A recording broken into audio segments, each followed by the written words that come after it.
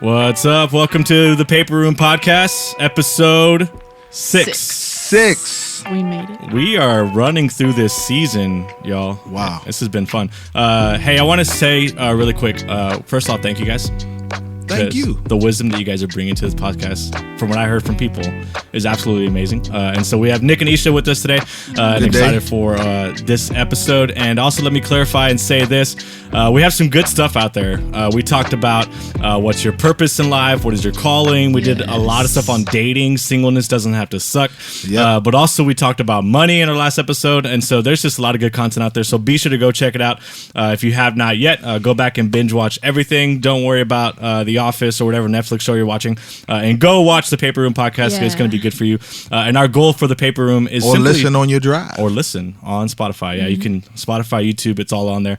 But the whole focus of this is to really encourage young adults to live out their relationship in Christ in different areas of their lives, whether it's talking about relationships or money, finances, spirituality, all that good stuff. And so our desire is to help you in your faith journey and challenge you in that. But before we get into today's episode, we're going to have a little fun because what we did as a church staff and also as a Paper Room Podcast crew, it's the month of March. So we filled out a March Madness college basketball bracket challenge. It's madness time. Isha had no idea what it was until 2 weeks ago. How did you pick Isha? I think that's so informative for the people. Well, let me say this real quick. If you're listening and maybe you don't know what March Madness is, it is the top 64 teams of the country in college basketball, and they enter into one gigantic bracket to find out who the national champion is. And the reason it's called March Madness because it gets mad wild. St. Pete. So sometimes, one of the best teams loses to like a little underdog type of team, and Kentucky. It just gets wild out there. Okay, so if you didn't know what March Madness was, then we can be friends because you didn't know what So let me start off by saying this: we had 10 people on our church staff fill out a bracket. Currently, and I'm just throwing out what I'm looking at. I am in first place, nice. But I'm also tied with Pastor Matt from BT Alice. Isha, you're in last place. I really thought I was gonna do better. I picked my teams based off how cool the mascot was. Well, that'll do it every time. And the name, like how funny sounding, like Gonzaga. I was like, this sounds like Lady Gaga, so I'll pick that one. Hey, they're doing pretty good, but we didn't pick them to win. You should have picked them to win the whole thing. Who did you pick to win the whole thing? Longhorns, I think. Texas, because I don't know. I was like, I'm from Texas. I like that. Yeah, you're rooting where you're from. So Texas is out. So they got bounced. Nick, where are you at? I'm third. You are third, which is technically second because y'all tied for first. That's true. Yeah, you're second. Yeah. Good job. You picked Villanova. I picked Villanova. Yeah, they're still running. They still in it. Yeah. Best free throw shooting team. So if it come down to the wire, through the wire. If it come down to that, I'm gonna ride with them. That's good. They got to play Michigan, and Michigan's tough, man. Yeah, man. The Fat Fives there having their back. So I got Duke. We're going all the way for Coach K. It is Coach K. He's a classic. Been around college basketball for decades, and it is his last year. And so I just think Duke's they're playing for Coach K this year, so we'll see what happens. We're gonna see. But at this point of the recording of the podcast, we are in the Sweet 16, so we'll see what happens. Maybe in the next episode, we'll find out who ended up winning this challenge. But fun times. Thank you for participating. Yes. And, excited for. I'm excited March to Madness. participate and to end up in last place. Well, in the kingdom, the Oof. last shall be first. Come on. I'm so glad you said that because now let's get spiritual. Yes. We are coming up on one of the biggest moments in the really like the evangelical church world, and that is Easter Sunday. It's a time of celebrating the resurrection of Jesus. And so every Easter Sunday, churches all over the world gather together. Obviously, every Sunday they gather together, but it's just a really highlighted moment for the church. And so we kind of had this question as we think about, all these churches are really taking a lot of time to celebrate Jesus, promote Jesus, invite people to church. It's one of the two Sundays that we have Christmas and Easter that churches are normally packed up. And so we had this question that we want to talk about, and the question is this: is it right to tell someone about Jesus? And let me kind of explain why we brought this question up and thought about it. And by this question, I don't mean like, is it right for a pastor to preach about Jesus on a Sunday morning or Wednesday night context when people are coming into the church space, because they're entering into that, so they know what they're expecting, they know what they're about to get, type of thing. They're not going to get blindsided or anything. What I mean is the sharing of Jesus, like in the public space, like in a coffee shop, when you meet somebody for the first time, or on a street corner, street preaching, all that good stuff, or literally just going out and evangelizing. Is it right to tell somebody about Jesus? Because we know Matthew 28, we have the call to go and make disciples, to teach, and all that good stuff. And so we're talking about the call of personal evangelism. Is it right to share your personal faith in Jesus? And setting up some statistics, right? The stat guy. Stat guy. This stat is brought to you by by Barna. And so I love that we have Barna because they do all the work for us. So thank you guys if you're listening for some reason. But in 2018, there was a study that showed a study to millennials that showed, which I think we're all millennials here. Yes. I'm an elderly millennial. Elderly. So I'm like in the middle, and I'm you're on like the way out. Baby millennial. Yeah. So it's a good diverse group right here. So in a 2018 study to millennials, they said 96%, which is a really high number, said that part of their faith is to be a witness for Jesus. Okay. So 96% part of their faith is I'm good. I'm going to witness for Jesus. But in the same study, 47% of those people, so almost half, said this phrase, that it is wrong to share one's personal beliefs with someone of a different faith, hoping that someday they share your faith. Yeah. So 96% say, I'm all in, I'm going to be a witness, but also half those people also said it's wrong to share your faith, hoping that somebody from a different faith would share your faith one day as well. That's crazy. And so that's kind of the was kind of birthed this question of, is it right to tell somebody about Jesus? Because obviously it's an offensive message. Just going back to that stat, man, you said, what was it? Overwhelming percent of millennials said it's cool to be a witness for Jesus. Right. Well, a witness shares their story and experience, but a witness shares their story and experience because they feel like their story or experience is credible. Yeah. Credible enough to be believed. Right. And I mean, you think about, obviously, in a court setting, Yeah. They're going to pull some witnesses for a case, and they're there to share their story, like you just said, because they want to tell someone, like, I witnessed this, and I want you to believe in what I saw, what I heard, whatever. Exactly. And so I kind of feel like if you are an effective witness, you want to be a credible one. So you want people to believe what you're saying and sharing. And if you're a witness for Jesus, you want people to believe in Jesus. Maybe there's like a misunderstanding of witness, because then maybe in their mind, or maybe in a lot of people's mind, they are okay with saying, I'm a Christian, I follow Jesus, I go to church, and I loved working in ministry, I love serving, and that's their kind of witness. Like, I believe in Jesus, like, he saved my life, and then that's it. It doesn't progress to, like, what about you? Like, kind of, so maybe that's where the line is drawn. And that's good. Yeah. And I like that you said that, because what I want to do as we talk about, well, I guess answering the question, is it right to tell someone about Jesus? Yes is right. Yeah. I think I say, yeah. I love it. All right, let's do it. And so, obviously we think it's right, mainly because it's also our calling, right? And so we have the call to go and make disciples. We have the call to go and tell people about Jesus. And so we think it's right because we believe in this message so much, because it's a message that, one, changes your eternity, but also changes your now. And we believe that we want people to experience and know this message, and to know Jesus, the author of this message. And so what I want to kind of go into with this is this. I think one of the big kind of confusions about all this is like understanding and knowing the gospel, right? So we know we're going and telling this message, and what is the message? The message is the gospel. And I think that we live in this world of maybe gospel confusion rather than gospel clarity. Author Greg Gilbert wrote a book called What is the Gospel, and his whole vision and purpose for that book is to bring clarity to the gospel type of thing. And I love one thing that he said at the beginning of the book is that you can ask 100 different people, or not just people, 100 different Christians, people who say, I believe in Jesus, I live out my faith. You can ask 100 Christians, what is the gospel? And you're going to get about 60 different responses. Not necessarily some are heretical or whatever, but you just 60 different descriptions of what the gospel is. And so, I kind of took that idea and I went to Instagram the other day, and what I did was I wanted to ask that question of what is the gospel, and I just want to kind of share some of the things that people threw out, which I thought were really good stuff, but also it kind of alluded to his stat of like, you're going to get a lot of different responses. And so when you ask that question, or maybe for you as you're tuning in, maybe a challenge you can do is, what is the gospel? How would you answer that question? Maybe you can just write it down. But here's some of the responses. Someone said good news, right? The gospel is good news. I think that's literally like the terminology in Greek, right? Evangelion, it means good news. Someone said that Jesus died to pay for our sins so that those of us who believed in him will be saved. Good stuff. Jesus doing what I can't do for myself. Good news of the life, death, and resurrection of Jesus. It's for all, it's for real, and it's for now. I like that. That's a good one. Someone preached that. Sum total of the good news of Jesus in the Bible, primarily his offering of salvation and forgiveness. Somebody said, believe, behold, become.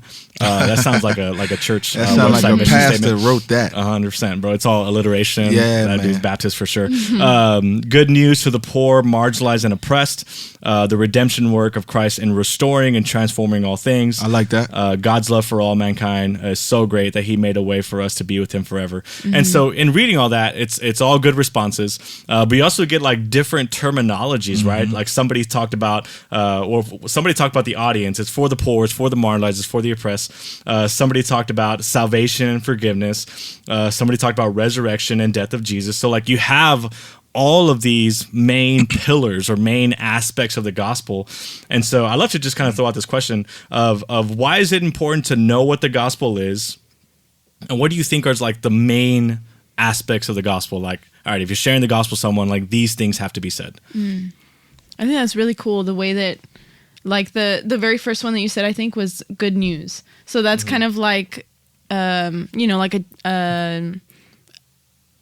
when you look at a dictionary and it says the word and then kind of like a little tiny meaning of that word itself. So that's really cool to say like, okay, it's good news. And then some of them were like, okay, who's it for? And then what do you get out of it, or who will benefit from it? So it's kind of like you're looking at it, like you were to analyze any kind of news, like in school, you look at an article or you look at a document, and then you're writing down who's this for, what's it for, and what am I going to do with it, or what can I do with it. So I just think that's really cool, and it's important to know those things, because if we hear all the time like, okay, share the good news, share the gospel, but like, is it for everyone? And then are some people going to be affected by it differently than other people? And that's good. Those different responses to me is their experience with the gospel, which I think is also really cool, because we all have different experiences with the gospel, and the way that it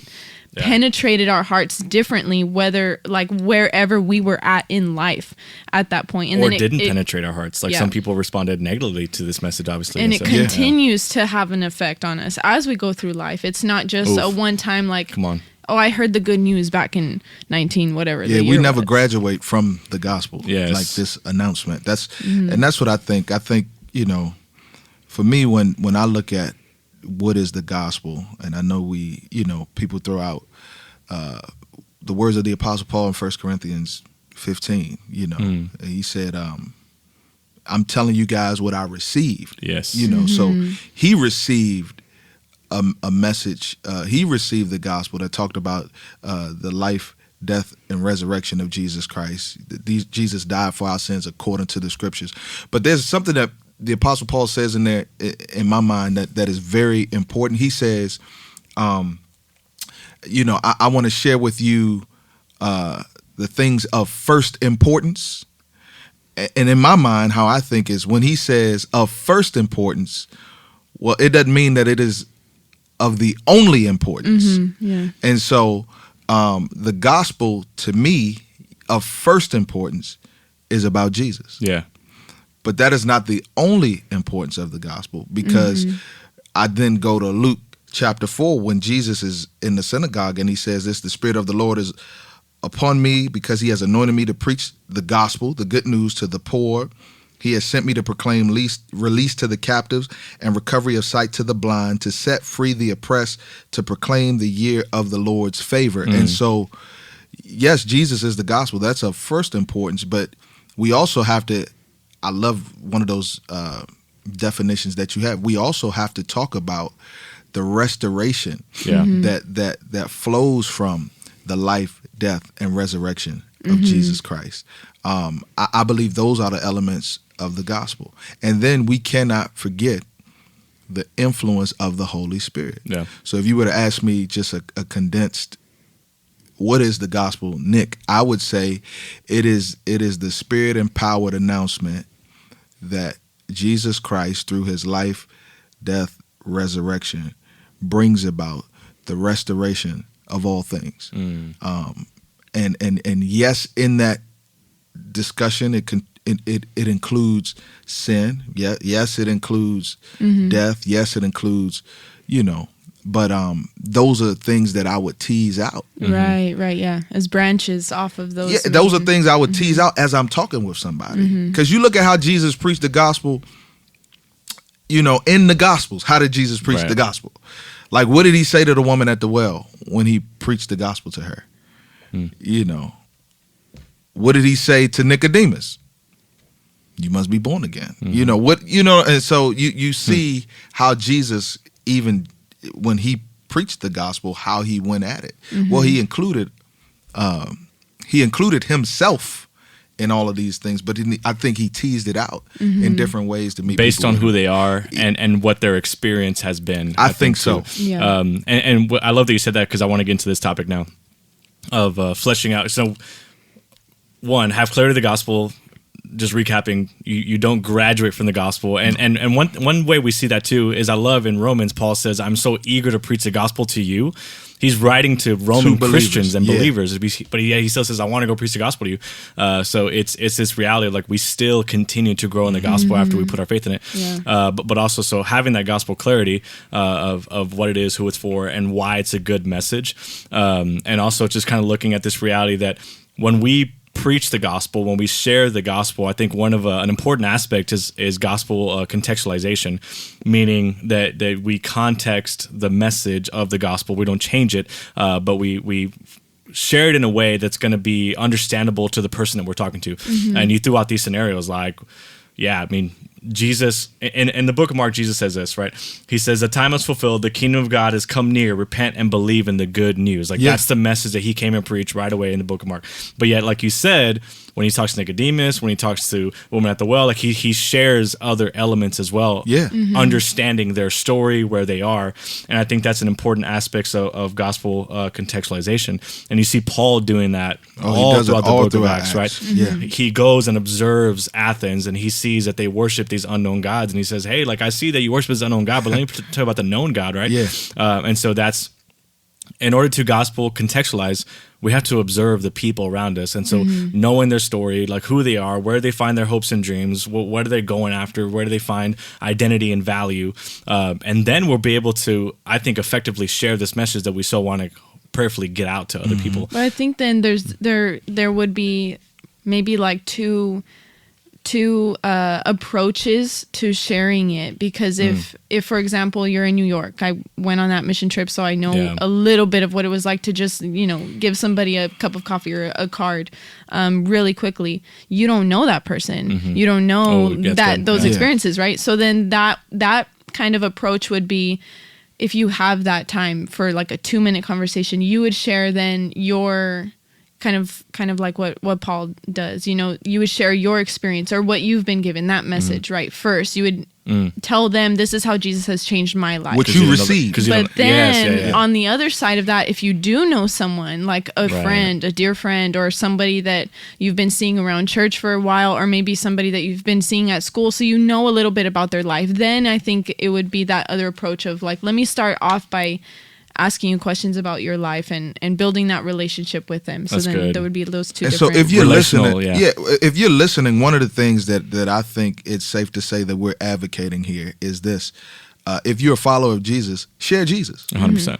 But also, if you're a follower of Jesus, get to know the life and ministry of Jesus. Get to know the Word. Get familiar with kind of the key elements of the gospel, and then get to know the people that you want to share Jesus with. I mean, that's good. To me, that's just, it's simple, but simple doesn't mean easy, because Right, this is yeah. one of my weakest links. But yeah, I like that you said that. Get to know the gospel, because I want to go into this now. What do you guys think are some of the fears that people have of sharing the gospel, and one, how can we overcome those fears? And I'll just kind of throw this out. I think one of the biggest fears that people have is maybe like the fear of not knowing enough about God, about the Bible, because you're going to share the gospel, and then someone's going to say, well, I mean, the Bible says don't murder, and then there's all these wars and all this other stuff. Right. And so you kind of get into those questions that weren't even applied to that conversation, but biblical questions type of thing. And so, but what do you guys think are some fears that people wrestle with in sharing Jesus? I think that's definitely one of them, of not knowing enough. If somebody does feel like, okay, I have a good understanding of the gospel, and I've spent time in the Word and I know the gospel, then another fear would be rejection. But underneath rejection, I think there's some deeper, like, mini fears. So instead of only thinking like, oh, they're just gonna walk away from me, I think we feel like we're losing more by sharing than we are gaining. Oh, wow. And so I think of it like working out. Like on Monday, I ran 5 miles with a friend. sheesh. And that was like Weird a flex. huge jump. I know, No, that's I have the a flex point. of the I have year. a point to it. We jumped from 3 to 5. So to us, it was like, well, Extra flex. I don't want to risk that, because I'm gonna risk injury or I'm wasting time, or I'm losing energy. But in reality, you're gaining the experience that your muscles need. You're gaining that improved time at a race, or you're gaining Stamina. you're gaining more energy because exercise is good for you. So Right. I think that when we think of like, well, I'm risking my reputation, or I'm risking friends, or I'm risking potential harm, somebody could get mad at me or yell at me, but really we're gaining the right reputation because we're letting people know this is who I am and who Jesus is to me. And then we're also gaining the experience. We're gaining the experience and the conversations with people, or meeting people. That's good. I like that underneath it all. When you question going from 3 to 5 miles, you said, would this be a waste of time? I do think running is a waste of time. That's all I No got. time is wasted. God never wastes anything. But no, that's really good. You're flexing your evangelistic muscles, so to speak. That's good. Is kind of what Yeah. you were describing there. What about you? Thoughts, fears? And Yeah, how- I think all of that is great. All of those are great fears that are common that I hear. Another one, I'm gonna just be honest. Evangelism is one of my weak links. Just the awkwardness, the hard turn. it is awkward. Yeah. I don't never like to feel like I'm baiting and switching people. And so, I don't. In my mind, I don't want to be like, oh, let me get to know you. Hey, you don't know Jesus, do you? Or do you know Jesus? Yeah. Like I don't do that. Right. But I don't want to bait and switch people. And so I think that can be a fear. But then in my mind, it's like, well, no, just be genuinely interested and concerned for people. Yeah. That's 100%. That's a valid. Right. Like if as believers of Jesus and as Christians we believe in a literal hell, then are we genuinely concerned for people if we're keeping this message to ourselves? Exactly. Yeah. Maybe that's a reason why some of those people in the 97% said that it was wrong to share someone with that hope. Maybe their kind of take on it is that it's manipulative, or And some- or taking advantage of someone's time. Yeah. So I think that's one. People don't want to feel like they're manipulating anybody. I don't want to feel like I'm manipulating anybody. Another fear that I think is you touched on it. We really don't believe the words of Jesus. Like, and I'm not trying to guilt nobody or put nothing heavy on nobody, but like, if we trust Jesus enough for our eternity, do we trust him enough when he tells us to go and share him? Yeah. You know what I mean? Do we trust him enough when he says, you know what? I give life to whomever I will. And if you share me with this person who does not know me, I want to give them life. Do you believe that enough to share it? So That's good. It's good. I want to bring up the awkward thing again because I think that's so real for a lot of people. Yeah, that this is man. awkward. Like, I don't want to lose their friendship or something like that. We're friends, we're workout buddies, whatever. But isn't it like weird that, because I think about this too, like one of the common questions I got when I was working at a coffee shop and I moved to New York was, hey, why'd you move here? And I did not move to New York to obviously sell coffee. I loved doing that. It was fun. But that's not why we moved to plant a church. And so when someone would ask me from the neighborhood, why did you move here? I felt awkward of saying I'm a church planter. And I'm pretty sure other people have felt that way too. Like, well, what do you do for a living? And, you're on an airplane, you're sitting next to someone random, they start talking to you, what do you do for a living? You have to say, I'm a pastor, right? I'm a full-time. But sometimes it's like, why is that response awkward? Any other job in the world, you're not awkward about what you do. You just say it with joy and glad. Exactly. Hopefully And love what you do. I'm terrible on the plane because I just fall right to sleep. Like, I go to sleep. But Hoodie, headphones, I go to sleep. But when I've had those interactions, and this is why I said, the spirit empowered announcement. Like, I really have to pray when I'm in those. Some people I know are natural events. My father-in-law is one of those guys. He will share the gospel. He'll go to discount tires, be like, "Can you put air in my tires? Hey man, do you know about these?" Like he's one of those type guys.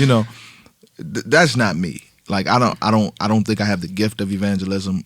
I have to pray. And you know what? One of the things I pray for is that boldness, and not just to be bold to shit, but just the boldness to not cower under that awkwardness, that excuse of awkwardness. But that's a great point. And I love what Pastor Chris always says, that we don't have, maybe we don't have the gift of evangelism, we have the call of evangelism. Like, every believer of Jesus is called to do this, not just a full-time pastor type of thing. And also going back to like the fear of, I don't know enough. And I like that we're encouraging, like, get familiar with the gospel, do it. But also I think about the woman at the well, going back to her, like, right after she met Jesus, she didn't go to no seminary for like 3 or 4 years. Come see a man. Yeah, she said, come experience what I just experienced. Come experience Jesus. And so she didn't have the whole elements of the gospel broken down, but what she had was she experienced and encountered Jesus. And she shared her, I forgot how you said it with Paul, but her experience is like, this is what I have received, right? As that's how you said it. And so, but obviously I think one of the fears that people have is a fear of being rejected. And so, simple question for us. Have you ever been rejected before? Ooh. Yeah, I've been rejected, man. I got a rejection story that I'm still working through. Okay. So this will be a counseling moment. Yeah, this is a counseling moment. Maybe y'all can help me. So, in the Valley, they have these, local competitions for The Voice. And so my niece and I entered. Wait, like The Voice, like The Voice, the NBC show. Yeah, the show. Okay. So I know that was down here. Well, it's the local deal, sponsor something, sponsor. So I got in it for my niece because you do things that you would normally do. Like, I don't like that type of stuff, talent shows, and every talent show I've ever entered into, I lost. just I need counseling for that. Well, I ended up winning this local one. Oh, okay. And I got a ticket to New York to audition in New York. Made it in New York. Dang. In a room. It's like 15 people in the room. How much time do you have to sing? Oh man, it's quick. Like you got to bring your A game. So in a room about 15 people, all of us sang our song. They kick a group of people out. It's just me and this other dude in there, 2 people. And they're like, sing your best song again. Dang. So I sing my best song again. What'd you sing? Something by Stevie Wonder. Oh, okay, come on. Something nice but difficult and everything. So we in there, we sing, and then the casting guy goes, "Oh man," and I'm like, "Man, what?" In my mind, like, what is he about to say? And then he looks at both of us because the 2 of us that made it, we were from Texas. He looks at both of us and say, "Why didn't y'all audition when this was in Austin?" He said, "I want to pass you through, but I know they're not gonna pick you. Like we have enough people that look like you." And I was like, God, I mean, you know, and then when you reject, you like, nah, it ain't that. Like, you trying to let me down in a nice, smooth way. Like, Right. because if I killed this, you would have to let me through. But he was like, nah, y'all should have, you know, we're not going to let you. And I was like, man, all of that. Do you know how many lines, how long this line was, you know, just to get rejected? So I haven't watched The Voice. Wow. In that long, like I feel bad because my daughter watches it. When The Voice would come on, I'd be like, "Bro, did you see this guy sing?" I didn't know that. Well, I listen to it. Like, I'll watch him on YouTube, Right. but as far as following the series, no bueno. Wow. You That was almost made it Rejection, on man. The Voice. Yeah, That'd have been cool. almost don't count. But then I probably wouldn't have known you because then you would have got all famous, and our Yeah. paths would never crossed. And so, God has a way. in a way, I'm glad you didn't make it. He's like, don't say that. So I have a rejection. And it's not anything that crazy, but you know, when I was working at a coffee shop, I was going to preach on a Sunday there at Queen's Church. And I had been building this relationship with this guy. Like, he would come every day to the coffee shop and we would talk about Marvel movies and all kinds of stuff. Great guy. And we would, you know, go grab dinner and things like that. And he knew, like, I was a church planter and pastor and stuff. So finally I was like, all right, I'm going to ask him to come to church because I'm preaching. Maybe now that we have a friendship, he'd be like, yeah, bro, like, Right. I'll go check it out. Never been to church before or anything like that. So I said, hey, bro, like, this Sunday, like, I'm preaching in my church if you want to come through.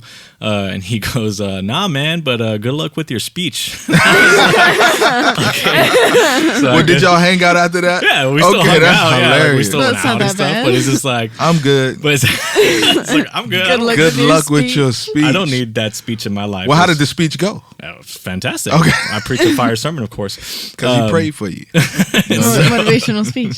So yeah, rejection story. I tried to think of one, but as I looked over my life in my brain, I think that I don't have very many opportunities where I was outright like not chosen or outright not given something that I tried for. You got to swing for the because fences, Ish. I don't think that I don't think I did anything very risky because I was just not even thinking about rejection, but I think just putting myself out there, Yeah. it was. That's good. Yeah, and I think for a lot of us, not saying this is what you do, but a lot of us, we purposely try to stay away from the possibility of rejection, and so we play the safe game, you know, And type we of thing. don't So- share the gospel. right? And then that leads to not telling people about Jesus. But I'll just throw this out there really quick. There's a really cool TED Talk. I forgot the name of it, but if you Google TED Talk rejection proof, but this guy, he did this task of going around and I think he had like a list of 100 different things, and they're wildly things that he knows people are going to say no to. Like going up to a random person at a restaurant saying, hey, would you give me $1,000? And they're like, no, I don't know who you are. But his whole idea is that rejection really isn't that bad as we think it is. And so he did all these wild things to get rejected on purpose, just to feel that feeling of rejection. And it's a great little TED Talk. Paper Room listeners, we should do that challenge, man. Yeah. So do something this week that you know you might get rejected for. Yeah. And yeah, share the gospel, prayerfully do that. But maybe just try something like random. I don't know. And just see what happens. And to a random person, try that. That'd be interesting. Good luck with that. Good luck with your speech. Good luck with your speech. Good luck. Yeah, he never came to church. And so, obviously, for the disciples, kind of getting back into a spiritual aspect as we close off this conversation, which has been great. I love that they didn't care, like what people thought of them when they shared the gospel, right? And so when you read the book of Acts, after all that they experienced of Jesus, like they just wanted to get the message out there and let everybody know. And they could be thrown into prison. They didn't care. Their whole goal was to Beat just up. share, the gospel. It didn't matter to them. And so kind of thinking about that, why do you think the disciples were so passionate and urgent in sharing this message? Because they had an experience, an encounter. They had I was about to say that they had a real experience with a real Jesus. They knew that the tomb was empty, and for them that changed everything. And you know, as followers of Christ now today in 2022, the tomb is still empty. Yeah, come on. And for us, that should still change everything. You know, we talked about it last night at our young adult, worship service, that, Luke and these guys, they were not platform building. Nothing against people building their platform, but Like, you could be killed for talking about Jesus. They were beat up for talking about Jesus. But the reason why they continued to do it is because they had a real encounter with a real Jesus. I think Jesus's reputation matched up with the reality, because I took that from the Sunday sermon. That's your sermon, bro. But I just thought of it right now because he was building up to it, right? Like he would tell people, like, hey, after 3 days, this is gonna happen. This is gonna happen before that, and he was telling people about it, and they knew about it. But I think it became so real when it actually happened to them that it was like, this is not only his reputation and our reputation on the line, for following him, but now this is the reality. Oh, man. this is life. So now we gotta. This is life. This is life. So that's so good. That is. So this is good news, the gospel, because it brings salvation for a broken world of people who literally have a separation from God because of our sin. And when you think about Jesus, he said, that separation, I don't want that to exist anymore. I'm going to pay for that because the wages of sin is death. And so Jesus literally died the death that we deserved and said, I'm giving this to you, right? And I love, I can't remember, I was reading one of Paul's letters. I think it's maybe, I think it was Philemon. And he says, if he has done anything towards you, charge it to me. Charge that to my account. Yeah, that's good. And that's what Jesus did, right? Like, just charge that to my account, charge that sin to my account. And it's a beautiful just way of sharing it. So a kind of closing off with this question, very popular game going on in the world right now called Wordle, right? If you don't play Wordle, I don't know what you do with the first 10 minutes every day. Just kidding. Or the first 30 minutes of your midnight. That's true. So if you don't know Wordle, a new word comes out every day at midnight, and everybody in the world is trying to guess the same word, right? You have 6 chances. And a strategy that people use for that game is they have the same, or maybe a group of 2 or 3 first word tries that they want to do to kind of like, all right, is this the right word type of thing? Their starting word, right? And so I won't tell you mine because I don't want you to be as good as I am in Wordle. But it got me thinking of that. So people have like their starting word, starting thing. Do you guys have like a starting way, or maybe not starting, but a go-to way that you enjoy sharing the gospel, or like that you like to tell people about Jesus? And so maybe, and that can be like a one-on-one conversation, or maybe like in a message that you preach. You're like, man, if someone says, I want you to preach the gospel, like what would be like maybe your go-to passage that you love to go after for this? Man, that's good, because I don't have a go-to starting way, and like I said it, not proud of it, not boasting, but I feel like this is one of the weakest links, kind of in my spiritual toolbox. So I really don't have a go-to way. I'm just trying to familiarize myself with the story of Jesus. And the story of the person I'm talking to, and figure out how I can get their story to collide with the story of Jesus. That's good. This is also a weak area for me. Like I mentioned, that I don't like to put myself at risk. So it's definitely a weak area for me. But I think my go-to is asking them if they go to church, or asking them how I can pray for them. And as I was thinking about that, I thought of my mom, because my mom is like, she's very good about putting herself out there, and she's not even loud or very outgoing, but I think her, if I were to, she's very quiet. But in her community, in her running community, they know that she prays. And so I think that is like the number one thing. So they know when they come to her with struggles, that's where she makes the connection, because she struggles and she goes through things too. So because they know she prays, and she'll ask them, how can I pray for you? Then they come to her and they open up to her, because she has built a very intimate, a vulnerable relationship with people. And so then that's where she makes the connection of like, I know you're struggling, but this is my hope, and I want to share this hope with you. And that's really inspiring for me. The thing that you said that I think is so key in that story is that she is involved in the community of unbelievers, right? Yes. And I think that's huge. Like if you are not involved in a community of people that don't go to church, that don't believe in Jesus, but you're actively in their life, and to find a commonality, right? It's a running group, it's a coffee group, it's a reading, a book club, whatever, I don't know. And then as you live your life, hopefully people in that group know that you believe in Jesus and they're going to come to you, right? My wife is the real MVP in this. Yeah. I mean, she has shared the gospel with so many of her coworkers. That's good. And she's quiet too. But she's the real MVP, and I have seen her in action. Yeah, she's way better at it than me. That's awesome. And so for me to answer the question, like kind of what's a go-to passage or area that I love. Well, one, I love try to be simple with this. If you've never done it, how can I pray for you? I don't think people are going to say no to that question. And then the invitation, like, do you attend a service or are you a part of a church community? Then come. I think an invitation is powerful and can change a life, and so that's what we believe. That's good. But a passage I love is the rich young ruler, and I love his question: what can I do to inherit eternal life? And the word that always sticks out to me in that passage is inherit. And so his goal in that moment was, I want to inherit this, but inheritance is only it's only an inheritance when it's based on who you belong to. It's not based on what you do. So, inheritance, you're going to receive something based on your family line. Based on a relationship. Right. It's on a relationship. And his inheritance was not tied to Jesus yet.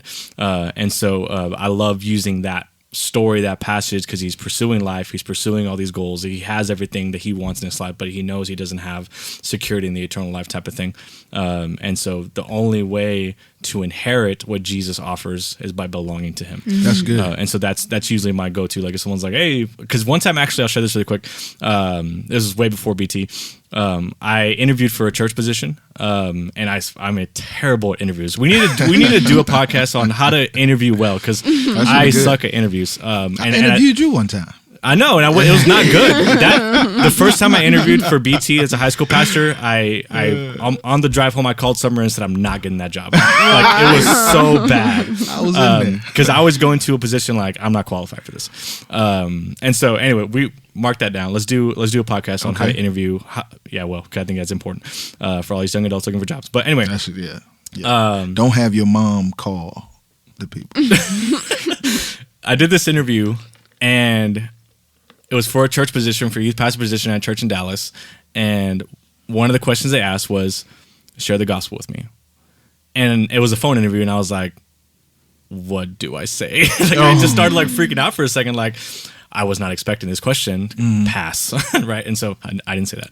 But I was just scrambling, I would what do they know about Jesus? And I was just I didn't know how to say it. I did not get that job, obviously, because, I'm not in Dallas, Texas. And so, but I think in those moments of understanding the gospel, maybe even having your go-to phrases, questions that are just kind of natural to you, that can help as you practice going out and sharing. And I'll close with this. We talked about this as we're kind of preparing for the episode, but we love to share what we love, right? That's the story of Wordle. Yeah, that's the story of Wordle. Right? That's the story of Wordle. The guy that wrote or made the program Wordle, he made it as a gift of love for his girlfriend, and they enjoyed playing the game. They shared it in their WhatsApp group with friends. Who then shared it because they loved playing the game, who then shared it with their friends. Yeah. Next thing you know, New York Times buys it for a grip. Come on. That's good. So Wordle is a manifestation of love. That's good. And if we share the gospel, that'll be a manifestation of our love for Jesus and his love for the world. Come on, yeah. And man, we can get into so much, and we may do a follow-up episode on this, because I want to talk about kind of some practical ways of sharing the gospel, because a lot of things kind of came to mind as we are kind of talking about this, but important because we have the greatest mission on earth, and not just the greatest mission, but the greatest message to share, which is the gospel of Jesus. And so it's my prayer is that we would take this call seriously as believers of Jesus, and not hold this to ourselves, and excited to see what God does through you as you go out, live your faith as young adults in all the areas of your life. And so great conversation. Yes, thank you. Good luck in your March Madness brackets. We'll see. As you close Go off. Villanova. And so Duke, all the way for Coach K. I'll pray. Maybe my Texas bracket. will like come back. I'm just kidding. You better go to the women's side. So anyway, great episode. Thank you guys for tuning in. Share it on your social media platforms if this message has blessed you, which I'm praying that it does. And we'll see you guys next time on the Paper Room Podcast. Yes. Yes.